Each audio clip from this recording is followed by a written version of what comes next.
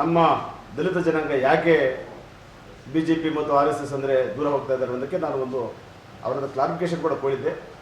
ಅದು ಕೊಟ್ಟರು ಸರಿನೇ, ಇಲ್ಲಾದರೂ ಕೂಡ ಅವರು ನೇರವಾಗಿ ಬಂದು BJP ಕೆಲಸ ಮಾಡಬೇಕು. ನಾನು ಹಿಂದೆ JDS ಅಲ್ಲಿ 26 ವರ್ಷ ಇದ್ದೆ, ಅಲ್ಲಿ ನೋಡಿದ್ದೀನಿ. ಅಲ್ಲೂ ರಾಜಕಾರಣ ಇದೆ, ಕಾಂಗ್ರೆಸ್ಸಲ್ಲೂ ಇದೆ, BJPಯಲ್ಲೂ ಇದೆ, ಸಹಜ. ಸೊ ಇಲ್ಲೇನಂದರೆ ಇಲ್ಲಿ ಸಾಮಾಜಿಕ ನ್ಯಾಯ ಇದೆ ಅಂತ ನಾವೆಲ್ಲ ಹೋಗಿದ್ವಿ. ನಾನು ಪೇರೆಂಟ್ ಬಾಡಿಯಲ್ಲಿ ಜಿಲ್ಲಾ ಕಾರ್ಯದರ್ಶಿಯಾಗಿ ಕೆಲಸ ಮಾಡ್ತಾಯಿದ್ದೀವಿ. ಸುಮಾರು 2 ವರ್ಷಗಳಾಯಿತು. ಒಂದಂತೂ ನಮ್ಮ ದಲಿತ ಮುಖಂಡರಲ್ಲಿ ಮನವಿ ಮಾಡ್ತೇನೆ, ಅವರು ಮಾನ ಮರ್ಯಾದೆ ಗೌರವ ಅನ್ನೋದಿದ್ದರೆ ಆ ಕಾಂಗ್ರೆಸ್ಸನ್ನು ಬಿಟ್ಟು JDS ಮತ್ತು BJPಗೆ ಚುನಾವಣೆಯಲ್ಲಿ ಕೆಲಸ ಮಾಡಬೇಕು. ಯಾಕಂದರೆ ಇತ್ತೀಚೆಗೆ ನೀವು ಕೋಲಾರ ರಾಜಕಾರಣದಲ್ಲಿ ನೋಡ್ತಾ ಇದ್ದೀರಿ, ಲೆಫ್ಟು ರೈಟು ನಾವೆಲ್ಲೋ ಇದ್ದೀರಿ. ಅವ್ರು ಯಾರಾದರೂ ಕೊಡಲಿ, ರೈಟ್ಗಾದ್ರೂ ಕೊಡಲಿ, ಲೆಫ್ಟ್ಗಾದ್ರೂ ಗೆಲ್ಲಿಸ್ಕೊಂಡು ಹೋಗಲಿ, ಬೇಡ ಅಂತ ಇಲ್ಲ. ಆದರೆ ನಮ್ಮನ್ನು ಮುಂದೆ ಇಟ್ಕೊಂಡು ರಮೇಶ್ ಕುಮಾರ್ ಅವರು, ಕೊತ್ತೂರು ಮಂಜುನಾಥ್ ಅವರು ಇವರೆಲ್ಲ ಸೇರಿಕೊಂಡು ಬಲಗೈ ಅಂತ ಹೇಳ್ಬಿಟ್ಟು, ಯಾಕೆ ಅವರು ಬಲಗೈ ಅವ್ರಿಗೆ ಟಿಕೆಟ್ ಕೊಡಿಸಲಿಲ್ಲ? ಇವತ್ತು ಅವರು ರಾಜೀನಾಮೆ ಕೊಡಬೇಕಲ್ಲ, ಕೊಡಲೇಬೇಕು. ಅವ್ರು ನಾವು ಒತ್ತಾಯ ಮಾಡ್ತಾ ಇದ್ದೀವಿ. ರಾಜೀನಾಮೆ ಕೊಟ್ಟು ಬಂದರೆ, ಗೆದ್ದು ಬಂದರೆ ಅವ್ರ ತಾಕತ್ತು ನಾವು ನೋಡ್ತಾ ಇದ್ದೀವಿ. ಯಾರಿಗೂ ಅವ್ರ ತಾಕತ್ತಿಲ್ಲ. ಸುಮ್ಮನೆ ನಮ್ಮನ್ನು ಮುಂದೆ ಇಟ್ಕೊಂಡು ನಮ್ಮಲ್ಲಿ ಕಿತ್ತಾಟ ಮಾಡಿದ ಕೆಲಸ ಅದಾಗೋದಿಲ್ಲ. ಈಗ ಮೊದಲು ಏನು ಮಾಡಿದ್ರು ಅಂದರೆ, ಕೊತ್ತೂರು ಮಂಜುನಾಥ್ ಅವರು ತಂದು ಒಕ್ಕಲಿಗೆ ಮೋಸ ಮಾಡಿದ್ರು.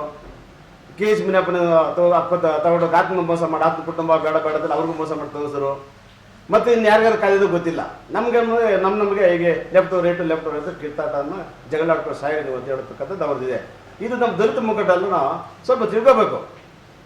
ಯಾರಪ್ಪ ಈಗಿನ ಸಂದರ್ಭದಲ್ಲಿ ನಮ್ಗೆ ಯಾವ ಕೆಲಸ ಆಗ್ತಾ ಇದೆ? ಕುಮಾರಣ್ಣ ಮುಖ್ಯಮಂತ್ರಿ ಆಗಿದ್ದಾಗ ರೈತರ ಪರವಾಗಿ, ಬಡವರ ಪರವಾಗಿ, ದಲಿತ ಪರವಾಗಿ ಎಷ್ಟು ಕೆಲಸ ಮಾಡಿದ್ರು, ಎಷ್ಟು ಸಾಲಗಳನ್ನು ಮನ್ನಾ ಮಾಡಿದ್ದಾರೆ, ಅದು ತಿಳ್ಕೋಬೇಕು.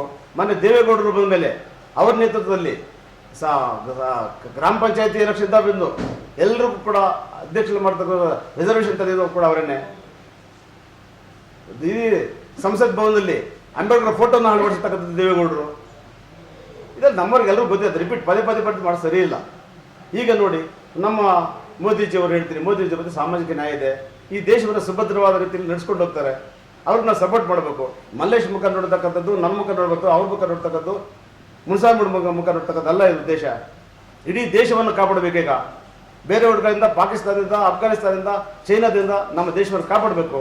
ಈ ದೇಶದಲ್ಲಿ ನಾವು 5ನೇ ಸ್ಥಾನಕ್ಕೆ ತಂದಿದ್ದಾರೆ ನಮ್ಮ ಮೋದಿಜಿಯವರು ದೇಶವನ್ನು.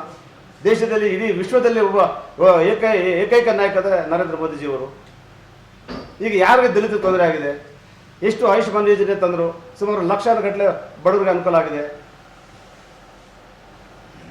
ಕಿಸಾನ್ ಸನ್ಮಾನ್ ಯೋಜನೆ ತಂದರು, ಉಜ್ವಲ ಯೋಜನೆ ತಂದರು, ಗರೀಬ್ ಕಲ್ಯಾಣ ಯೋಜನೆ ತಂದರು, ಯಾವ ಯೋಜನೆಯಲ್ಲಿ ಮುದ್ರಾ ಯೋಜನೆ ತಂದರು, ವಿಶ್ವಕರ್ಮ ಯೋಜನೆ ತಂದಿದ್ದಾರೆ.